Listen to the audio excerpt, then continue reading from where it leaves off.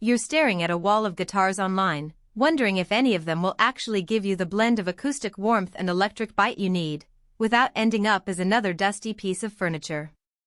It's a real gamble. You've probably spent a few minutes reading specs, then a few more scrolling through endless forums, trying to decide if the price tag really matches the tone you'll get. Link is in the description if you want to check the product details on Amazon.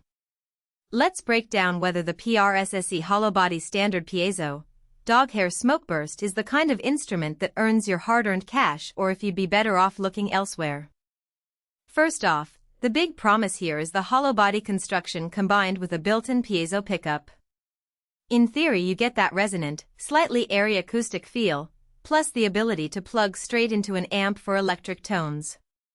For a gigging singer-songwriter who wants to swap between finger-picked verses and gritty choruses without swapping guitars, that sounds like a dream. In practice, the hollow chamber does give you a noticeably warmer low-mid response than a solid-body twin, especially when you're playing open chords or arpeggios.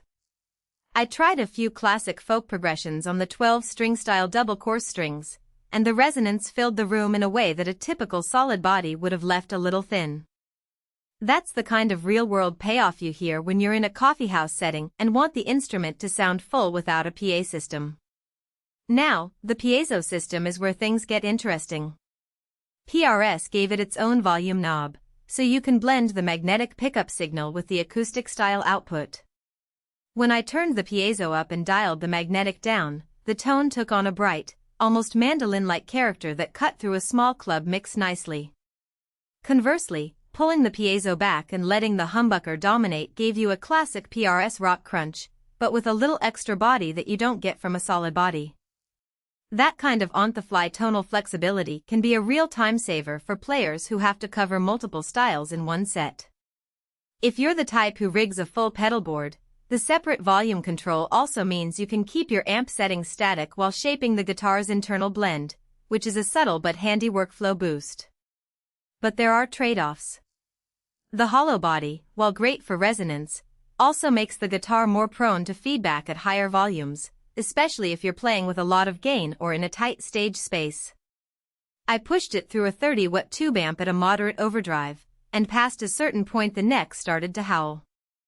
That's not a deal-breaker if you play clean-tone folk or lightly overdriven indie rock, but if you're after high-gain metal or hard rock screaming, you'll probably need a feedback suppressor or to keep the volume lower.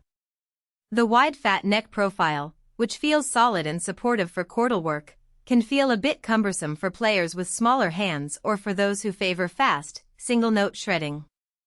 I noticed a slight slowdown in my scale runs until I adjusted my grip, which is something a lot of players will notice early on. The Ebony fretboard adds a slick feel and a bright attack, especially when you're playing with a pick. The contrast between the dark wood and the doghair finish gives the instrument a vintage vibe that stands out on stage. However, Ebony can be unforgiving on the fingertips for beginners. The hardness means you'll feel any pressure mistakes more acutely than on a rosewood board. If you're just starting out, you might find that a bit discouraging. One of the practical strengths that often gets overlooked is the included hardshell case. It's built to the same contours as the guitar, so you can slip it in and out without worrying about pressure points. For gigging musicians who travel between venues, that's a small but genuine cost saving compared to buying a case separately.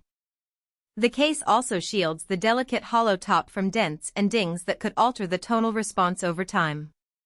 In my experience, a good case is worth its weight, especially if you're lugging the instrument in a car or on a plane.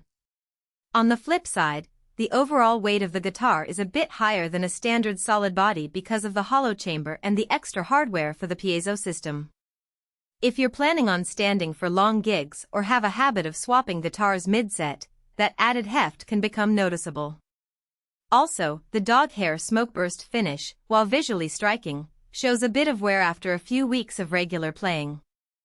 It's not a flaw in the paint, just a natural result of the finish's matte texture catching on straps and floorboards. If you're after a pristine look for months on end, you might need to be a little more careful.